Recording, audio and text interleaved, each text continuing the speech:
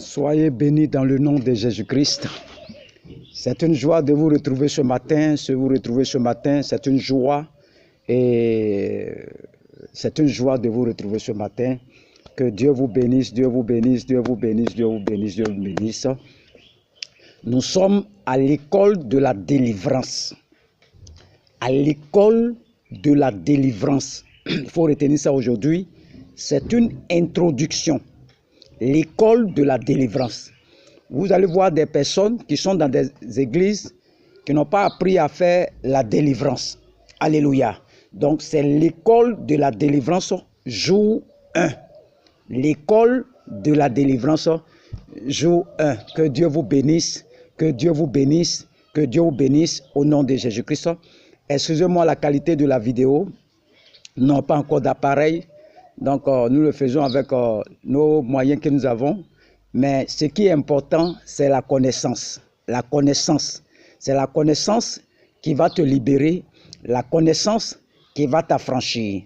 Donc, nous sommes dans la formation des disciples. L'école de la délivrance. Ceux qui veulent apprendre à faire la délivrance, je vais commencer à les former maintenant. Ça sera une série d'enseignements. Et je vais inviter tout le monde à se connecter. C'est une formation. On va aller doucement. Les formations, on ne fait pas ça vite. On va doucement pour que tu comprennes. Il ne faut jamais aller une formation très rapidement. Le but, c'est de comprendre. Alléluia. Donc, c'est l'école de la délivrance. L'école de délivrance. Jour 1. Que Dieu vous bénisse. Seigneur, je confie ce moment en tes mains et je prie, Seigneur, que tu sois au contrôle de toutes choses, Seigneur. Et que, Père, tu nous accordes la grâce, tu nous accordes l'intelligence, tu nous accordes la sagesse, afin que nous puissions véhiculer, Seigneur, ceux pour lesquels tu nous as appelés dans le nom de Jésus-Christ. Seigneur, merci, bénis ce moment, contrôle ce moment par ton Esprit Saint et que ton nom soit glorifié au nom de Jésus-Christ. Amen. Donc, demeurez bénis par la grâce de notre Seigneur Jésus-Christ. Par la grâce de Dieu Tout-Puissant, demeurez bénis, demeurez bénis, demeurez bénis. C'est une école de formation. Donc, il faut prendre le temps d'écouter. Parce que c'est l'écoute. Ton oreille et ton cœur doivent être en relation. Donc, il faut que le cœur accepte cette parole pour que ça puisse produire en toi quelque chose. Vous n'avez pas le temps de faire des formations partout. Mais moi, pour le moment, je vais faire des formations, ce n'est pas payant, c'est gratuit. Ce sont des formations bibliques, basées sur la parole. Voici ma Bible qui est à côté là. Nous allons parcourir la Bible. Et pour cette école de délivrance, le texte de base, c'est Jean 11, verset 38 à 44. Jean 11, vous pouvez le lire à la maison, parce que c'est une série d'enseignements. C'est l'école de délivrance, jour 1. Alléluia. L'école de délivrance jour 1. Il faut bien écouter. Il ne s'agit pas de cliquer et vous presser pour écouter les messages. Non. Prends ton temps. C'est une formation et tu peux recevoir l'onction dans la connaissance aussi. Alléluia. Lorsque nous prenons, c'est le test de base de toute la délivrance, l'école de formation. C'est le test de base. On va faire la lecture ensemble. Jean 11, verset 38 à 44. C'est ce test-là qu'on va travailler dedans. Travailler. Le test nous parle de Lazare. Lazare qui a été ressuscité. Ce sont les étapes du miraculeux. Donc, on va travailler ce test-là doucement. C'est l'école de la délivrance jour 1. École de la délivrance jour 1. Il faut retenir ça aujourd'hui. Il faut partager les enseignements parce que toute cette semaine, tu vas voir beaucoup de mystères. C'est une école de formation. La formation des disciples. Allez partout, faites de toutes les nations des disciples, enseignez-les ce que je vous ai enseigné. Alléluia. Nous allons commencer maintenant. Quand nous lisons notre texte de base, on va prendre simplement Jean 11, verset 43. Jean 11, verset 43. Je vais faire la lecture.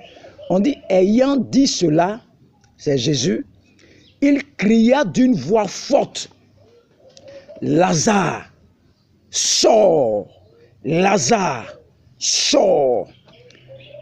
Les prières qui vous ramènent à la vie, sont des prières qu'on prononce avec une voix forte. Tu ne peux pas ressusciter un mort en priant dans ton cœur. Tu ne ressuscites pas un mort en murmurant.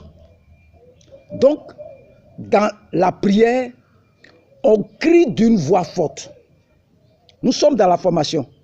Vous voyez Jésus-Christ ici, pour ressusciter Lazare, il crie d'une voix forte. Il n'a pas dit, Lazare, sors. Non, ça n'a pas marché. Ça n'a pas marché. Lorsque tu arrives devant un mort, Lazare, sors. C'est la puissance se trouve dans la voix. Pour quelqu'un qui arrive, Lazare, lève-toi. Lève-toi. Il ne va pas se lever. Jésus-Christ ici, il est Dieu. Il peut dire Lazare, lève-toi. Mais il arrive sur Lazare, il dit, Lazare, sors, sors, sors. Vous voyez, la voix, c'est ça qui ressuscite les morts avec puissance. Il faut que tu relâches la voix avec puissance. Donc, la délivrance est une opération qui consiste à briser les chaînes de l'esclavage, à sortir une personne d'une prison dite satanique, à la sortie de la captivité ou de l'emprise de Satan. Et la délivrance aboutit lorsqu'on débarrasse la vie des hommes de toutes sortes de liens spirituels négatifs. C'est donc tout simplement une opération qui a pour but de libérer les fils de Dieu du diable de l'emprise de Satan. Vous voyez? Donc, la délivrance est une opération qui consiste à briser les chaînes de l'esclavage, à sortir une personne d'une prison dite satanique, à la sortie de la captivité ou de l'emprise de Satan. Et la délivrance aboutit lorsqu'on débarrasse la vie des hommes de toutes sortes de liens spirituels négatifs. C'est donc tout simplement une opération qui a pour but de libérer le Fils de Dieu du diable, de l'emprise de Satan. Alléluia. Nous allons prendre maintenant 1 Jean 5, verset 19. 1 Jean 5, verset 19. On va le lire ensemble. 1 Jean 5, verset 19. Je suis en train de... 1 Jean 5, verset 19. Il dit, nous savons que nous sommes de Dieu et que le monde entier est sous la puissance du malin. Donc beaucoup confondent la délivrance et l'exorcisme. Beaucoup confondent la délivrance et l'exorcisme. L'exorcisme est une partie de la délivrance qui consiste à chasser les démons. Le fait de chasser les démons là, aller sortir là, c'est ce qu'on appelle l'exorcisme. Donc l'exorcisme est une partie de la délivrance. Et la délivrance en elle-même va jusqu'au brisement des liens, jusqu'à couper les liens où vous libérez en fait de tout le système dans lequel l'ennemi aurait pu vous introduire. Vous voyez, c'était briser les chaînes. L'ennemi va t'introduire dans un système. L'exorcisme, c'est de chasser les démons. Mais la délivrance va jusqu'au-delà, ça va plus loin, jusqu'à briser les chaînes et te faire sortir de toute cette captivité. Faites la différence entre l'exorcisme et la délivrance. L'exorcisme, c'est chasser les démons. C'est qu'on fait beaucoup. Sortez, sortez, sortez, sortez, sortez. Ça, c'est l'exorcisme. Mais la délivrance va jusqu'au brisement des liens brisés, te libérer de toute cette captivité. Alléluia. Je peux chasser un démon aujourd'hui. Mais ça ne veut pas dire que la personne, les liens sont brisés. Ça, c'est l'exorcisme. Consiste à utiliser des moyens pour chasser ces démons. Mais la délivrance, elle va jusqu'au brisement des liens. Jusqu'à couper les liens nous libérer en fait de tout le système dans lequel l'ennemi aurait pu nous introduire. Donc l'exorcisme apparaît comme le début de la délivrance. L'exorcisme apparaît comme le début de la délivrance, chasser les démons. Mais ce n'est pas encore l'aboutissement de la délivrance. Est-ce que tu les gens là, ils pensent que c'est quand on chasse les démons là, que la personne est délivrée. Donc nous voyons dans nos communautés, lorsqu'on chasse les démons, la personne dit je suis libre, je suis libre, je suis libre, je suis libre, je suis libre. Il a rendu témoignage et après on se rend compte que les mêmes problèmes reviennent plus pire même qu'avant. On n'arrive pas à comprendre. Chasser les démons, c'est ce qu'on appelle l'exorcisme. Ça, c'est le début de la délivrance. Mais la délivrance va plus loin encore. Alléluia. Quand vous lisez les Écritures, c'est avec Jésus, Christ, qu'on se rend compte de l'importance du ministère de la délivrance. Dans l'Ancien Testament, tous les prophètes, ils ont servi, mais on n'a pas vu l'impact particulier du ministère de la délivrance. Quand on prend tout l'Ancien Testament, tous les prophètes les ont servi Dieu, mais on n'a pas vu leur impact dans le ministère de la délivrance. C'est vrai que Moïse a libéré Israël de la captivité égyptienne. C'est vrai que les juges sont venus et ils ont manifesté également le règne de Dieu en libérant le peuple de l'influence de leurs ennemis, les Philistins, les Mandianistes, etc. C'est vrai que les rois également ont manifesté le règne de Dieu, mais d'une manière particulière, le ministère de la délivrance s'est fait voir avec Jésus-Christ en personne. C'est-à-dire, quand on prend tout l'Ancien Testament, là, ils ont manifesté le règne de Dieu sur la terre. Ils ont manifesté la puissance de Dieu sur la terre. Mais quand nous regardons le Nouveau Testament, nous voyons que le ministère de la délivrance est venu avec Jésus-Christ. C'est à Jésus-Christ qu'on a vu le ministère de la délivrance. C'est Jésus-Christ en personne qui nous a enseigné le ministère de la délivrance. Dans l'Ancien Testament, on connaissait l'existence des démons ou des mauvais esprits, si vous le voulez. Les esprits mauvais tourmentaient les hommes. Ça, c'est l'Ancien Testament. Mais, je le répète, on ne voyait pas d'exercice ministère allant dans le but de chasser les esprits mauvais d'une manière constante. Et c'est Jésus-Christ qui est venu nous le démontrer. Jésus-Christ vient nous démontrer le ministère de la délivrance. Il faut faire la différence entre l'exorcisme et la délivrance. L'exorcisme, c'est chasser les démons. C'est ce qu'on fait beaucoup dans les camps de prière. Sortez, sortez, sortez, sors, sors, sors, sors, sors, feu, feu, feu. Ça, c'est l'exorcisme. Mais la délivrance va jusqu'au brisement des liens et te fait sortir de tout le système dans lequel Satan t'a introduit. Ça peut être la pauvreté, ça peut être la misère, ça peut être l'échec. Et ça va jusqu'au-delà. Au-delà, le brisement des liens te fait sortir de toute cette captivité. C'est ce qu'on appelle la délivrance. Donc c'est avec Jésus-Christ que nous avons connu même le ministère de la délivrance. Dans l'Ancien Testament, on n'a pas connu le ministère comme ça. Mais c'est dans le Nouveau Testament. Nous allons voir maintenant les 6 axes du ministère de Jésus-Christ. Les 6 axes, nous allons prendre Luc 4, verset 18. Luc 4, verset 18. Luc 4, verset 18, on va faire la lecture. Luc 4, c'est une formation, il ne faut pas te presser. Si tu es pressé, c'est qu'il faut aller ailleurs. C'est une formation gratuite.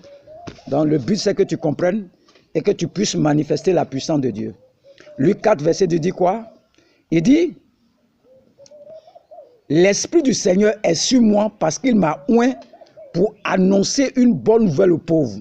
Il m'a envoyé pour guérir ceux qui ont le cœur brisé, pour proclamer aux captifs la délivrance et aux aveugles le recouvrement de la vue, pour renvoyer libres les opprimés. Donc, ce sont les 6 axes du ministère de Jésus que Jésus est venu accomplir sur la terre. Il m'a oint pour annoncer une bonne nouvelle aux pauvres. Ça, c'est le premier axe.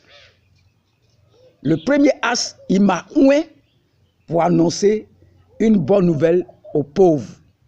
Alléluia. Le premier axe du ministère de Jésus, c'est d'annoncer une bonne nouvelle aux pauvres. Ça, c'est le premier axe. C'est-à-dire, quand tu prends la feuille de route de Jésus-Christ, il vient pour annoncer une bonne nouvelle aux pauvres. Donc, les premières personnes qui intéressent Jésus-Christ sont les pauvres. Maintenant, je vous pose la question de savoir quelle bonne nouvelle vous pouvez annoncer à une personne qui est pauvre. Quand tu regardes toi-même là, quelle bonne nouvelle, le premier axe du ministère de Jésus, c'est d'annoncer une bonne nouvelle aux pauvres. Quelle bonne nouvelle on peut annoncer aux pauvres? Alléluia. Qu'est-ce que vous pouvez lui dire qui va constituer pour elle une bonne nouvelle? Qu'est-ce que tu peux dire à ce pauvre-là? Qu'est-ce que tu peux lui dire?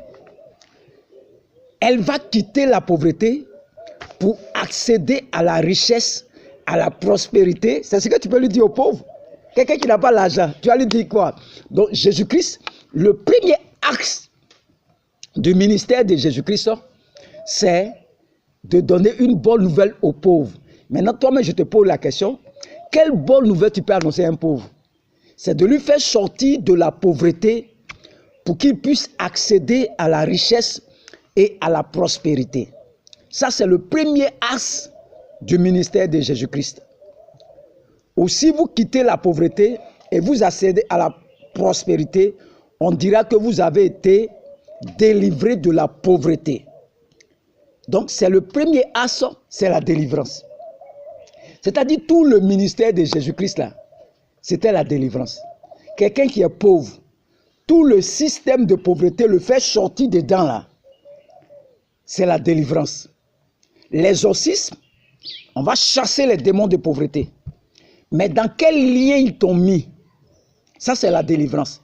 La délivrance va fouiller dans le système dans lequel il t'a mis. Sinon, on peut chasser, tous les jours, on chasse les esprits de pauvreté dans nos églises. Ça, c'est l'exorcisme. Mais le système qu'il t'a introduit dedans, les liens là, brisement des liens là, c'est ça qui est la délivrance. Et les gens confondent l'exorcisme et la délivrance. Ce n'est pas la même chose. Avec moi, tu vas apprendre à chasser les démons, ça c'est l'exorcisme, et à briser les liens. Chasser les démons, l'exorcisme, et libérer la personne de tout le système de captivité. Donc, ce n'est pas une petite formation. Donc, il faut que tu écoutes bien. Parce qu'après, je vais prier pour vous et puis relâcher l'onction qui est sur ma vie sur vous. Après cet enseignement, je vais relâcher la puissance sur vous. Donc, il faut réécouter les enseignements pour que ça reste en toi. Donc, le premier acte du ministère de Jésus-Christ, c'est d'annoncer une bonne nouvelle aux pauvres. Le faire sortir de la pauvreté pour qu'ils puissent accéder à la richesse, pour qu'ils puissent accéder à la prospérité. Ça, c'est le premier assaut du ministère de Jésus-Christ. Nous sommes en formation. Formation, on va doucement. Ceux qui n'ont pas envie de se former, quittez sur ma page. Allez ailleurs. Ou allez payer les écoles de formation. Moi, c'est gratuit. Je ne t'ai pas eu de payer 5 francs. Je te forme. C'est ce que Dieu m'a mis à cœur. Alléluia. Il faut suivre les enseignements. Il faut réécouter. Prendre note. Et puis bosser ça. Pour que ça reste en toi. Le deuxième axe du ministère de Jésus-Christ, il m'a envoyé pour guérir ceux qui ont le cœur brisé. Le premier axe, c'est d'annoncer une bonne nouvelle aux pauvres. Le deuxième axe, c'est de faire quoi? Il m'a envoyé pour guérir ceux qui ont le cœur brisé. Le cœur, c'est l'esprit. Et la plupart d'entre nous avons l'esprit fragmenté. Parce que nous sommes tous passés par des expériences. Nous sommes tous passés par des expériences diverses, mais pour certains qui qui ont fragilisé notre intérieur et qui nécessitent que Jésus-Christ puisse nous reconnaître, n'est-ce pas, fermer les fissures établies, reconstruire notre intérieur et nous donner une bonne santé sur ce plan-là. Vous voyez, il y a des gens qui ont traversé des moments difficiles. Ils vont venir dans vos églises. Mon mari, il me fait souffrir. Il me fait souffrir. Mes parents disent, parle pas à moi. Ça, c'est le cœur brisé. C'est toutes ces situations-là qui ont provoqué des fissures au niveau du cœur.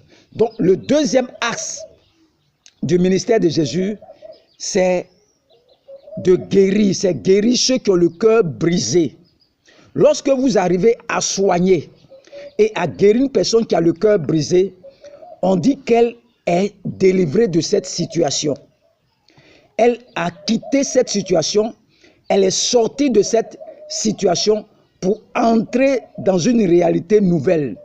Donc c'est le deuxième axe du ministère de Jésus-Christ, c'est la délivrance. Le premier axe, il te fait sortir de la pauvreté. Le deuxième axe, il guérit ceux qui ont le cœur brisé.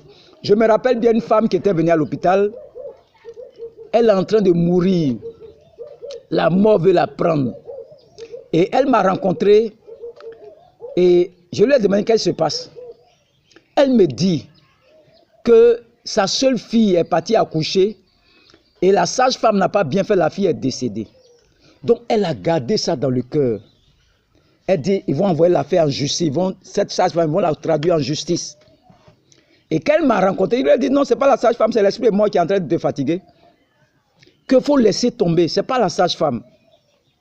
Je vous dis, la femme, elle a laissé tomber. 6 mois après, on s'est vu. J'ai dit, tout son visage a changé. Il n'est pas reconnu la femme. Elle est devenue jolie comme ça. Une femme qui était en train de mourir parce que son cœur est brisé. Mais quand elle a entendu la parole, elle est libérée. Elle a obéi seulement. Je n'ai pas prié sur elle. J'ai dit, va, laissez tomber. N'envoyez pas cette femme à la justice. Laissez tomber. Et elle a obéi. Et quand elle a obéi, la puissance de Dieu s'est manifestée dans sa vie. Vous voyez, c'est le deuxième axe du ministère de Jésus-Christ. C'est de guérir ceux qui ont le cœur brisé. Le troisième axe dit quoi?